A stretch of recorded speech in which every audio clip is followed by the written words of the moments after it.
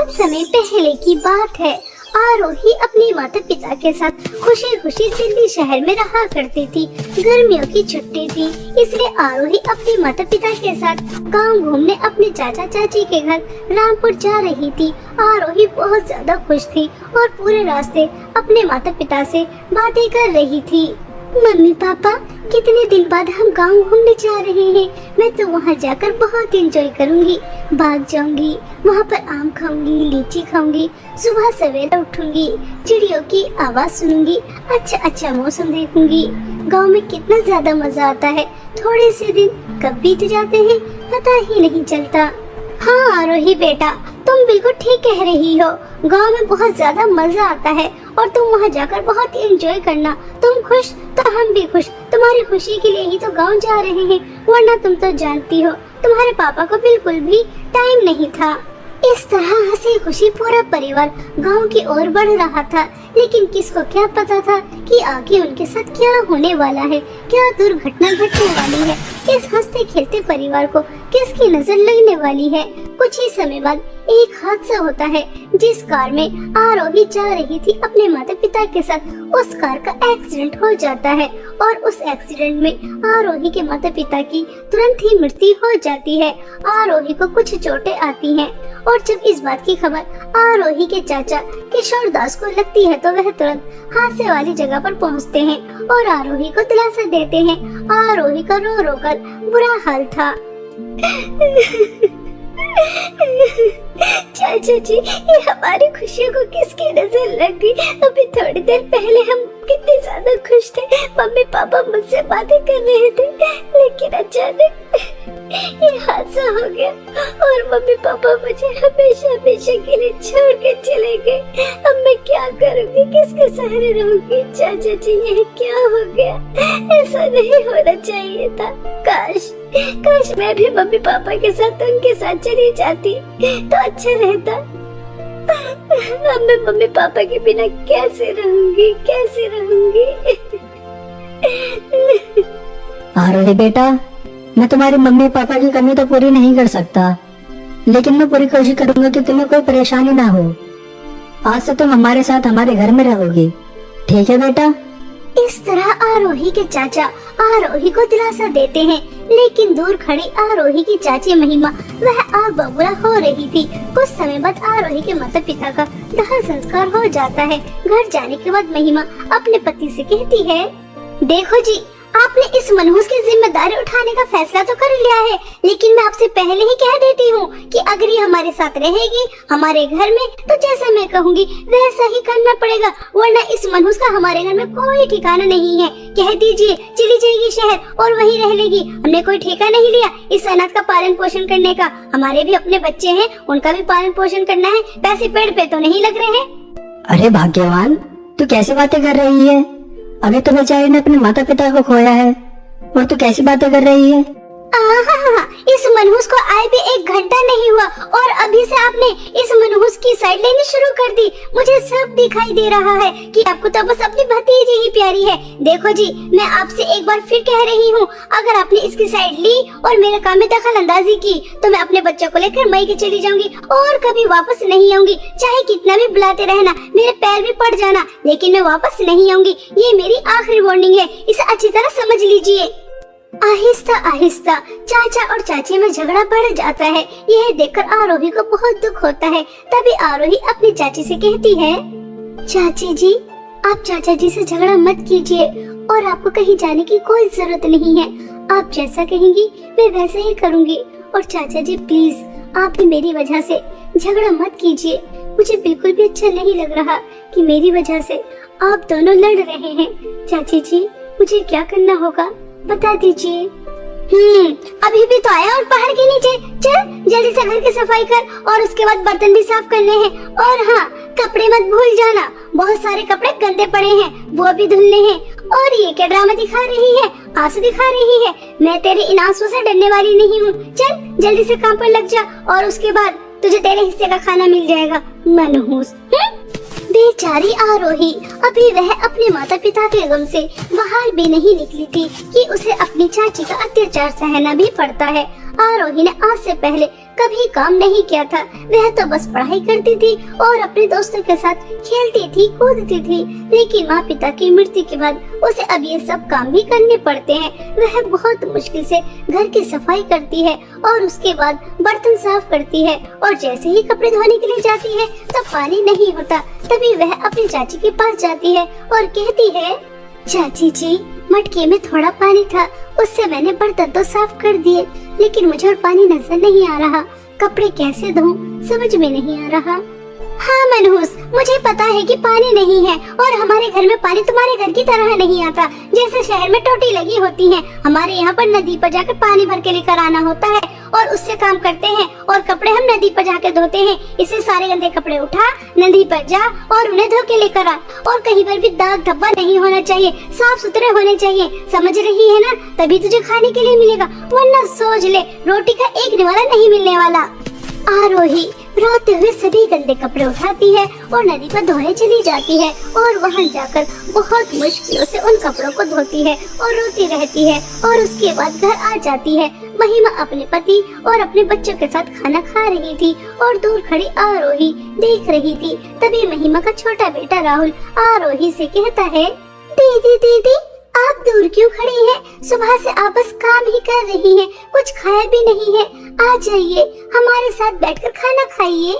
कोई जरूरत नहीं है इस मनहूस नौकरानी को हमारे पास बुलाने की। जब हम सब खाना खा लेंगे उसके बाद ही हमारे आगे का बचा कुचा खाएगी। यही इसकी औकात है, इससे ज्यादा नहीं। और तू ज्यादा दीदी का चमचा मत बन, आज के बाद मैं तुझे इससे बोलता हुआ ना देख लूं।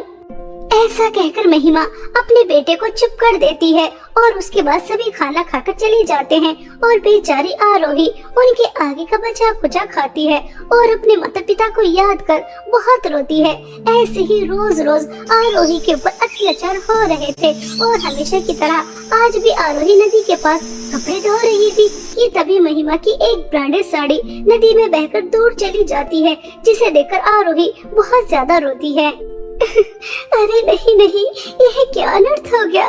चाची जी की ब्रांडेड साड़ी नदी में बहकर दूर चली गई, और अगर चाची जी को पता चला तो वह तो मुझे मार मार कर जान से ही मार देंगी। मैं क्या करूं? चाची जी की साड़ी कैसे वापस लेकर आऊं?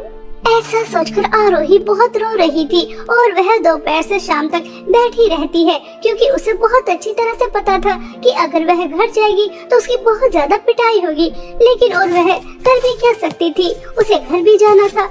आरोही बहुत हिम्मत करती है और घर चली जाती है, और अपनी चाची को बता देती है कि कैसे उनकी साड़ी बहकर दूर चली गई। जब वह यह सुनती है तो गुस्से में लाल पीली हो जाती है, और आरोही की बहुत ज्यादा पिटाई करती है, और उसके बाद उससे कहती है, मनहूस, वह साड़ी मेरी फेवरेट थी और मेरी सबसे ज्यादा महंगी थी। तूने उसे इतनी आसानी से नदी में बहा दिया। जरूर यह तूने जानबूझकर किया है।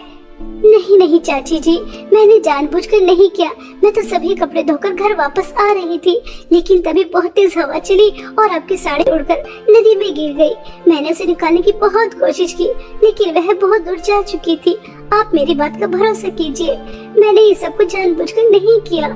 हाँ, मैं तो जैसे मनहूस को बहुत अच्छी तरह से जानती हूँ कि ये तूने जानबूझकर ही किया है। मैं कुछ नहीं जानती कि वह साड़ी तू मुझे कैसे लाकर देगी, लेकिन मुझे वह साड़ी जरूर चाहिए। अगर तूने मुझे वह साड़ी लाकर नहीं दी तो सोच लेना कि मैं तेरा क्या हाल करूँगी। इस घर में तो तुझे मैं रहने ही नहीं दूंगी, लेकिन तेरा हाथ पैर भी तोड़ दूंगी और तेरी पूरी शक्ल भी बिगाड़ दूंगी। किसी को मुँह दिखाने के काबिल नहीं बचेगी। इसलिए जा और मेरी साड़ी लेकर आ। चाची जी, रात बहुत हो रही है, जंगल में नदी के पास इतनी रात को जाऊंगी तो अगर कोई खतरनाक जानवर आ गया और उसने मुझे अपना शिकार बना लिया। जानवर तुझे अपना शिकार बनाए या ना बनाए, अगर तू मेरी साड़ी लेकर नहीं आई तो तुझे मैं अपना शिकार जरूर बना दूंगी। इसलिए चुपचाप जा और मेरी साड़ी लेकर आ। आरोही रोते हुए जंगल की ओर जा रही थी और अपने माता पिता को बहुत ज्यादा याद कर रही थी। पिताजी, आप दोनों मुझे अकेले छोड़कर क्यों चले गए? काश उस कार एक्सीडेंट में मैं भी आप लोगों के साथ मर जाती तो कितना अच्छा रहता। कम से कम मुझे आज चाची का इतना अत्याचार तो सहना नहीं पड़ता। उन्होंने मुझे इतने रात को घर से बाहर निकाल दिया। अब मैं उनकी साड़ी कहाँ से लेकर आऊंगी? अगर साड़ी नहीं लेकर आई तो वो मुझे अपने घर में रहने तो देंगे ही नहीं, साथ में पिटाई भी बहुत ज्यादा करेंगी। आज मुझे आप लोगों की बहुत याद आ रही है। इस तरह आरोही रोते हुए नदी तक पहुंच जाती है, लेकिन वहां जाकर आरोही देखती है तो पूरा नजारा बदला हुआ ही होता है, क्योंकि आरोही देखती है कि उसके सामने दो नदी हैं। एक तरफ सोने के मटके बह रहे थे तो दूसरी तरफ चांदी के मटके बह रहे थे, जिसे देखकर आरोही कहती है, अरे यह मैं क्या अद्भुत नजारा देख रही हूँ। मेरे सामने सोने और चांदी के मटके की नदी, लेकिन दोपहर तक तो ऐसा कुछ भी नहीं था। दोपहर तो यहाँ पर सादा पानी बह रहा था, लेकिन अचानक यह सब क्या। आरोही ऐसा कह ही रही थी कि तभी जादू सोने के मटके की नदी से आवाज आती है, यह वह नदी नहीं है जिसके बारे में तुम बात कर रही हो। तुम रास्ता भटक गई हो और तुम यहाँ आ गई। चलो अच्छा ही है कि कोई इंसान यहाँ तो आया। मैं इस जादू सोने के मटके की नदी हूँ और इस सोने के मटके के अंदर एक चुड़ैल है जो बहुत ही ज्यादा खतरनाक है। वह कैद है और जैसे ही वह चुड़ैल आजाद हो जाएगी तो तुम्हें बहुत सारी धन दौलत देगी, इतनी सारी धन दौलत कि तुम्हारी जिंदगी में कभी किसी चीज की कोई कमी नहीं होगी। लेकिन वह चुड़ैल आजाद होकर तबाही भी मचा सकती है, लेकिन वह तुम्हें कुछ नहीं कहेगी। मैं कब से किसी इंसान का इंतजार कर रही थी, लेकिन कोई यहाँ पर आता ही नहीं था। चलो अच्छा है कि जाने अनजाने में तुम यहाँ आ गई। मैं जादू चांदी के मटके की नदी हूँ और जादू चांदी के मटके के अंदर एक बहुत सुंदर परी है जिसे एक चुड़ैल ने कैद किया है। अगर तुम उसे आजाद कर देती हो तो तुम्हें मिलेगा तो कुछ भी नहीं, लेकिन वह परी आजाद हो जाएगी। अब तुम्हारे हाथ में है कि तुम्हें धन दौलत चाहिए या तुम परी को आजाद करना चाहती हो। जादू सोना चांदी के मटके की नदी, मैं धन दौलत का लालच नहीं करूंगी। धन दौलत के लालच में आकर एक खतरनाक चुड़ैल को आजाद नहीं करूंगी, बल्कि मैं एक अच्छी परी को आजाद करूंगी, चाहे इसके बदले मुझे कुछ भी ना मिले। मैं बुरा काम कभी नहीं करूंगी, इसलिए मैं जादू चांदी के मटके की परी को आजाद करना चाहती हूँ। ऐसा कहकर आरोही जादू चांदी के मटके को उठाती है और जादू चांदी के मटके की परी को आजाद कर देती है। जैसे ही परी आजाद होती है तो वह उससे खुश होकर उसे बहुत सारी धन दौलत देती है। बहुत सारे हीरे, सोना, पैसा, इतनी सारी धन दौलत पाकर आरोही बहुत ज्यादा खुश होती है और परी को धन्यवाद कहकर अपनी चाची के घर आ जाती है। इतनी सारी धन दौलत देकर चाची की आंखें चमक जाती हैं और महिमा आरोही को जोर से थप्पड़ मारकर कहती है, इतना सारा सोना, हीरे, पैसे तुझे कहाँ से मिले? मुझे सच सच बताना। अगर तूने मुझसे झूठ बोलने की कोशिश भी की तो मैं तुझे नहीं छोड़ूंगी। जल्दी बता कि तुझे इतनी सारी धन दौलत कहाँ से मिली, कहाँ से लेकर आई? क्या कहीं तूने चोरी की है? आरोही अपनी चाची को सब सच बता देती है कि उसे जादू सोने चांदी के मटके की नदी मिली, जहाँ से उसे इतनी सारी धन दौलत मिली है। यह सुनकर महिमा लालच में आ जाती है और वह मन ही मन में सोचती है, ये मनहूस तो हमेशा बेवकूफ की बेवकूफी रहेगी। जब जादू सोने के मटके की नदी कह रही थी कि चुड़ैल को आजाद करने की वजह से इसे इतनी सारी धन दौलत मिलेगी कि पूरी दुनिया में इससे अमीर कोई और नहीं होगा, तो ये क्या बेवकूफ थी जो इसने जादू चांदी के मटके को चुना और उसकी परी को आजाद किया? मैं तो जादू सोने के मटके को चुनती, बेवकूफ। ऐसा सोचकर महिमा भी जादू सोने और चांदी के मटके की नदी के पास पहुंच जाती है और वहां जाकर तुरंत जादू सोने का मटका उठा लेती है और उसे खोल देती है। और जैसे ही वह उसे खोलती है तो उसके अंदर से बहुत ही ज्यादा खतरनाक चुड़ैल निकलती है और वह चुड़ैल तुरंत ही महिमा को खा लेती है और दोबारा से जादू सोने के मटके के अंदर चली जाती है। इस तरह आरोही की चाची को उसके लालच और बुरे कर्मों की सजा मिल जाती है। और वहीं दूसरी तरफ आरोही अपने अच्छे स्वभाव की वजह से इतनी सारी धन दौलत के साथ एक हंसी खुशी जीवन बिताती है। बहुत समय पहले की बात है, दूर किसी मोतीपुर नामक गांव में सभी लोग हंसी खुशी से रहते थे। पूजा की मां की मृत्यु होने के बाद पूजा अकेली ही रहने लगी, जिस वजह से दीपक ने अपनी बेटी के लिए उसने शीला नाम की लड़की से शादी करी, जिसकी एक प्रिया नाम की बेटी थी। शीला ने प्रिया और पूजा दोनों को ही एक समान प्यार दिया, लेकिन जैसे जैसे दोनों बड़े होते गए, शीला का ध्यान सिर्फ प्रिया पर ही जाते गया। ये बात पूजा को बिल्कुल भी पसंद नहीं थी कि अब उसकी माँ उसको पहले जैसा प्यार नहीं करती। और समय के साथ साथ शीला ने अपने रंग दिखाने शुरू कर दिए। हर सौतेली माँ की तरह शीला ने भी पूजा के साथ सौतेला व्यवहार करना शुरू कर दिया। और साथ साथ प्रिया भी पूजा को पसंद नहीं करती थी। शीला सिर्फ अपनी बेटी प्रिया से ही प्यार करती और बेचारी पूजा को समय पर खाना भी नहीं देती और हमेशा ही उसे काम न करने पर ताने मारती रहती। पूजा बहुत ही अच्छे और ईमानदार स्वभाव की लड़की थी, लेकिन प्रिया अपनी माँ की तरह ही बहुत घमंडी और लालची थी और हर सौतेली माँ तो सौतेली ही होती है। भले ही शीला और प्रिया पूजा के साथ सौतेला व्यवहार करती, लेकिन पूजा ने हमेशा से ही उन दोनों को अपना माना। इतने अत्याचार करने के बाद भी आज तक पूजा ने कुछ नहीं कहा, लेकिन फिर भी उसे दिल से बहुत बुरा लगता कि उसकी सौतेली बहन और सौतेली माँ उसके साथ ऐसा क्यों कर रही है। शीला पूजा से काम करवा रही थी, यहाँ तक तो ठीक था, लेकिन अब शीला पूजा से ज्यादा काम करवाने लगी और उसको 2 दिन में एक बार ही खाना देती, वो भी अगर काम पूरा होता तब। और प्रिया का क्या था, वो अपनी जिंदगी में बहुत मजे कर रही थी और बहुत ही खुशी से रह रही थी। वो अपनी माँ को बिना बताए भी कहीं घूमने चली जाती तो शीला उसे कुछ नहीं कहती, और अगर वहीं पूजा किसी काम से बाहर जाती तो शीला उसे मारती और खाना भी नहीं देती। दीपक को इन सारी बातों का कुछ नहीं पता था, क्योंकि दीपक के आते ही दिखाने के लिए शीला घर के काम करने लगती और पूजा के ऊपर प्यार जताने लगती।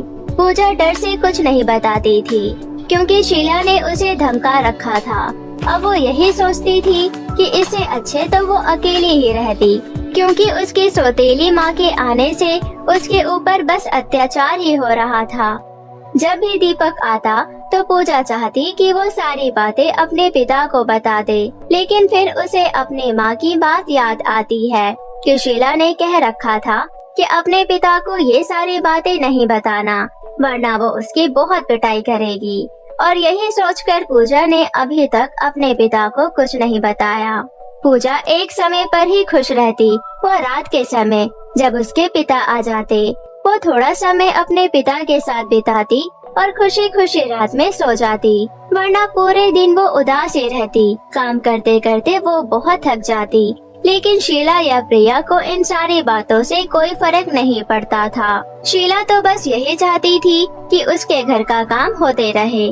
शीला को पूजा से कोई भी मतलब नहीं था, वो काम के लिए ही पूजा से बात करती, वरना प्रिया और शीला पूजा से बहुत नफरत करती। वैसे ही दोनों के दोनों बेचारी पूजा को हर वक्त ताने मारती रहती कि उसकी माँ उसे छोड़कर चली गई और हमारे पल्ले छोड़ गई। किसी तरह पूजा अपनी उदास जिंदगी जी रही थी। रात को वो घर का सारा काम करके लेट सोती और सुबह सुबह जल्दी उठती। उसको थोड़ा ही समय मिलता आराम करने का, लेकिन अगर शीला उसे दिन में आराम करते वक्त देख लेती तो उसको बहुत मारती।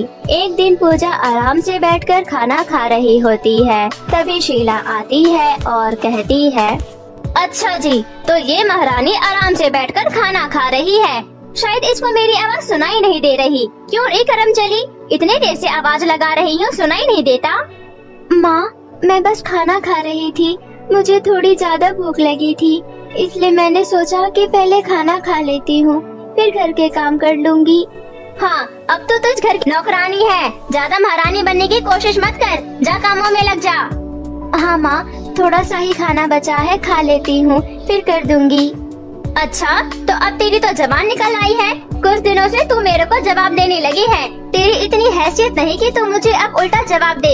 एक तो तुझे इस घर में रहना और खाना दे रही हूँ, लेकिन फिर भी इन्हें आराम चाहिए, दिन भर बस आराम ही करती रहती है। माँ, ये बात मेरी समझ से बाहर है कि आप मुझसे इतना काम क्यों करवाती हैं? क्यों करवाती हूँ? क्योंकि तू मेरी सौतेली बेटी है। पहले भी तो आप मुझे प्यार करती थी ना, लेकिन आप अब सिर्फ प्रिया को ही प्यार करती हैं। आप जितना काम मुझसे करवाती है, उतना काम अगर आप प्रिया को कहेंगे तो प्रिया तो उसका आधा काम भी नहीं करेगी। मैं अपनी बेटी को काम करने के लिए क्यों कहूँगी? वो मेरी बेटी है और मैं चाहती हूँ कि वो एकदम ऐशो आराम से रहे। उसे बड़ा करके मुझे नौकर नहीं बनाना है। हाँ तो माँ, मुझे भी बड़ा होकर नौकर नहीं बनना है। अब मैं परेशान हो चुकी हूँ आपके तानों से, और मैंने सोच लिया है कि आज मैं पिताजी को बता दूंगी कि आप मुझ पर कितने अत्याचार करती हो। अच्छा ठीक है, बताती हो, शायद तुझे पता नहीं कि उसके बाद तेरा क्या होगा। जो भी होगा देखा जाएगा, पर आज मैं पिताजी को बता दूंगी। सुशीला को बहुत गुस्सा आता है और वो पूजा का हाथ पकड़ती है और बाथरूम में जाकर उसे बंद कर देती है। माँ, खोलो दरवाजा, मुझे माफ कर दो, मैं पिताजी से नहीं कहूँगी, मुझे माफ कर दो। इतनी जल्दी तो ये दरवाजा नहीं खुलने वाला। जब तक तेरे पिता नहीं आ जाते तब तक ये दरवाजा नहीं खुलेगा। बड़े जवान चलने लगी है तेरी। माफ कर दो माँ, आज के बाद मैं कभी ऐसा नहीं कहूँगी और आपके बोलने से पहले घर के सारे काम कर दूंगी। अब तो जितनी मर्जी माफी मांग ले, अब ये दरवाजा तो रात को ही खुलेगा। अंदर बाथरूम में पूजा बहुत रो रही होती है, लेकिन जैसा कि शीला ने कहा कि रात को ही दरवाजा खुलेगा और वैसा ही होता है। शीला रात को ही दरवाजा खोलती है।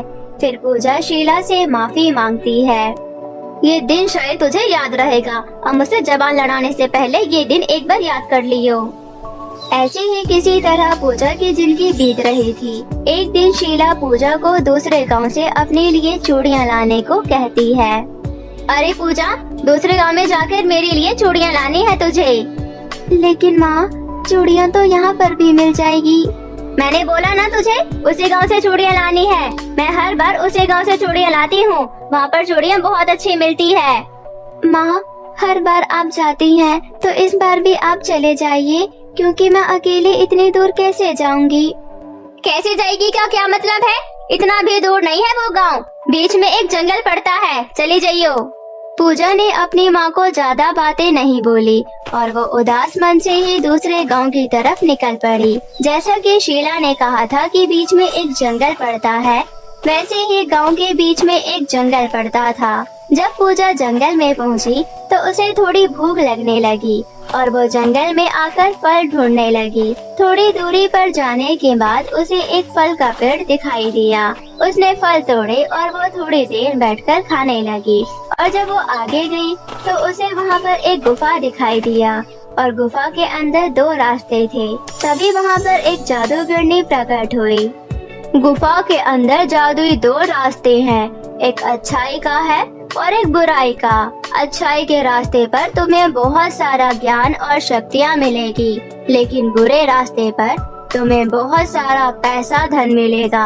अब तुम बताओ तुम्हें कौन सा रास्ता चुनना है?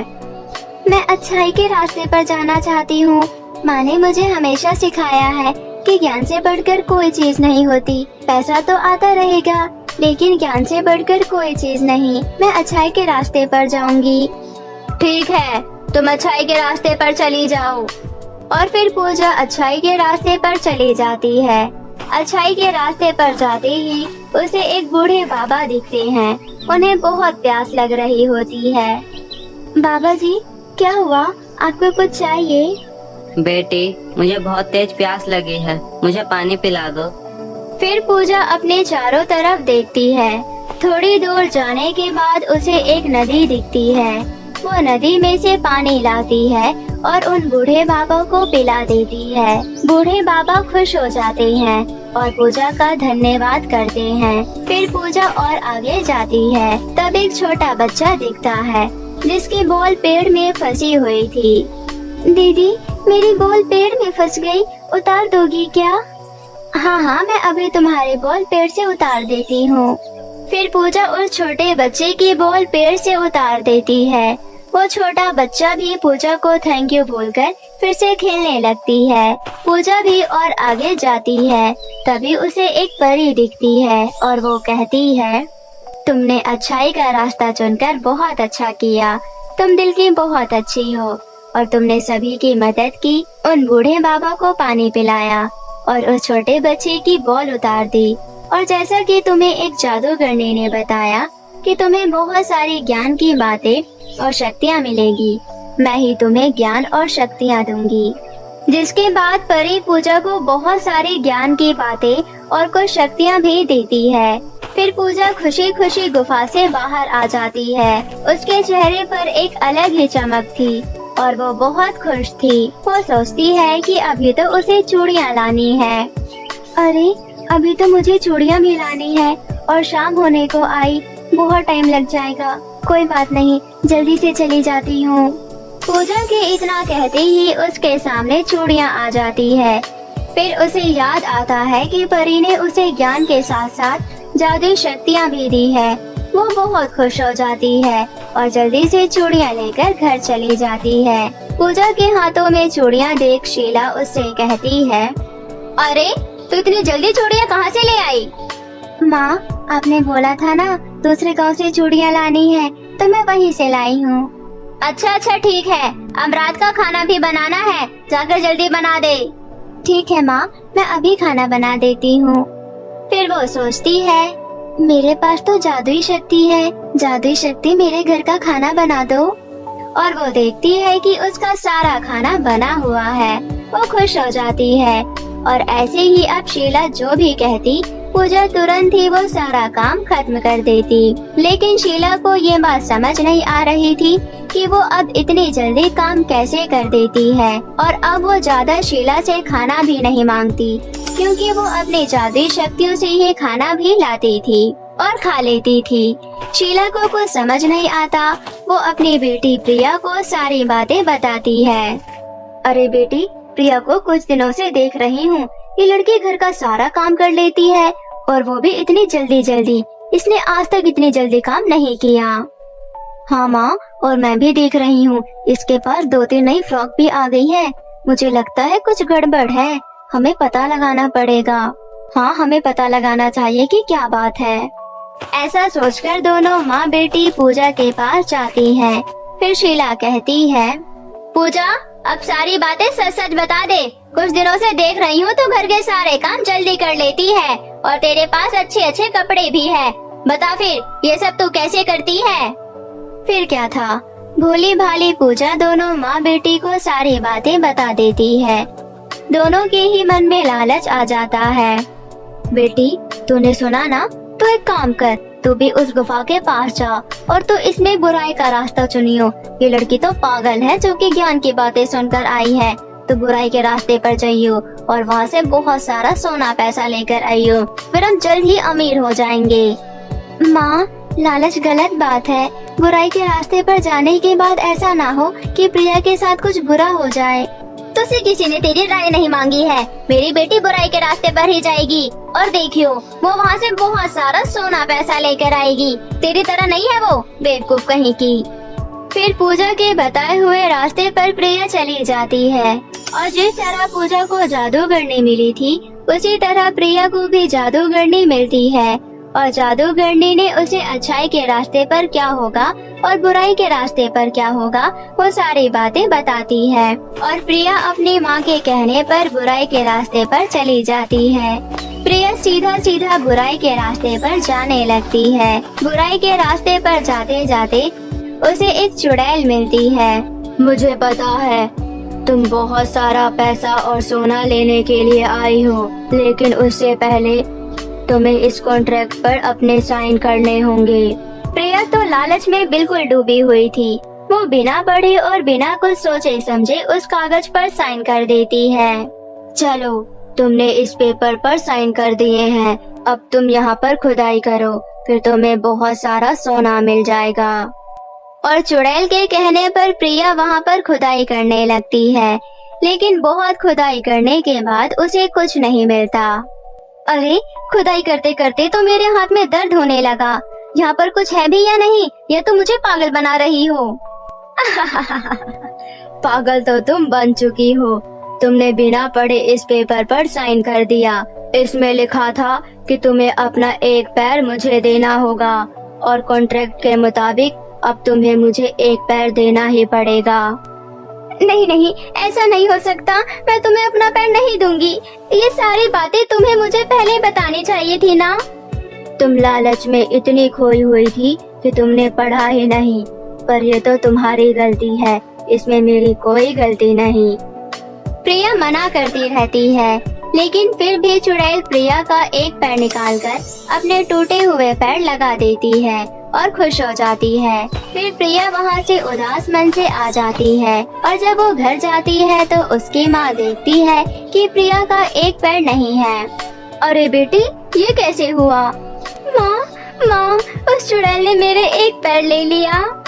मैंने कहा था ना माँ, बुराई के रास्ते पर जाने के बाद प्रिया के साथ कुछ बुरा जरूर होगा, और वैसा ही हुआ। लेकिन बेटी, हुआ क्या, मुझे बताओ। फिर प्रिया अपनी माँ को सारी बातें बता देती है, जिसके बाद दोनों को अपनी गलती का एहसास होता है और अब वो शायद जिंदगी में कभी लालच नहीं करते।